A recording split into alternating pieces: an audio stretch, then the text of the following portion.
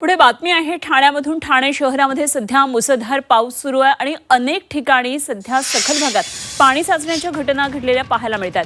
बारा बंगला मुख्य बाजारपेठेमध्ये पाणी झालेलं आहे। प्रशासनाकडून पाणी उपसा आता सुरू झालेला आहे। काय नेमकी सगळी ठाण्यामध्ये ही परिस्थिती आहे शहरामध्ये याचा आढावा घेतलाय आमचे प्रतिनिधी शुभम कोळी यांनी।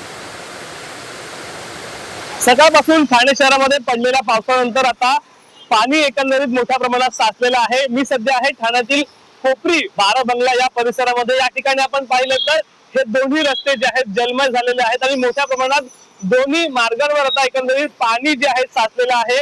दरवेळेस पाऊस पडल्यानंतर कोपरीतील या बारा बंगला परिसरामध्ये जे आहेत मोठ्या प्रमाणात पाणी साचत असतं आणि आताही या पावसामध्ये तशाच प्रकारचं चित्र तशाच प्रकारची एकंदरीत स्थिती ही संपूर्ण आपण या ठिकाणी दृश्यांच्या माध्यमातून पाहत आहोत। महापालिका प्रशासनाच्या वतीने या ठिकाणी एकंदरीत सेक्शन पंप लावलेला आहे। अधिकारी वर्ग देखील या ठिकाणी घटनास्थळी दाखल आहेत, परंतु सेक्शन पंपाच्या सहाय्याने देखील हे पाणी जे आहे त्या ठिकाणी बाजूला करण्याकरिता हा सेक्शन पंप निकामी या ठिकाणी ठरत आहे। त्याचमुळे मोठ्या प्रमाणामध्ये आपण या ठिकाणी आता देखील पाहिलं तर पावसाचं पाणी जे आहे साचलेलं आहे आणि त्याचा कुठेतरी निचरा जो आहे तो न होताना या ठिकाणी दिसत आहे। आणि पाहिलं तर अनेक वाहनं देखील या ठिकाणी रिक्षा असेल त्या बंद पडल्याच्या स्वरूपात आपण या ठिकाणी पाहत आहोत आणि याचा मोठा फटका साचलेल्या पाण्याचा एकंदरीत या संपूर्ण वाहन चालकांना जो आहे तो बसताना पाहायला मिळतोय।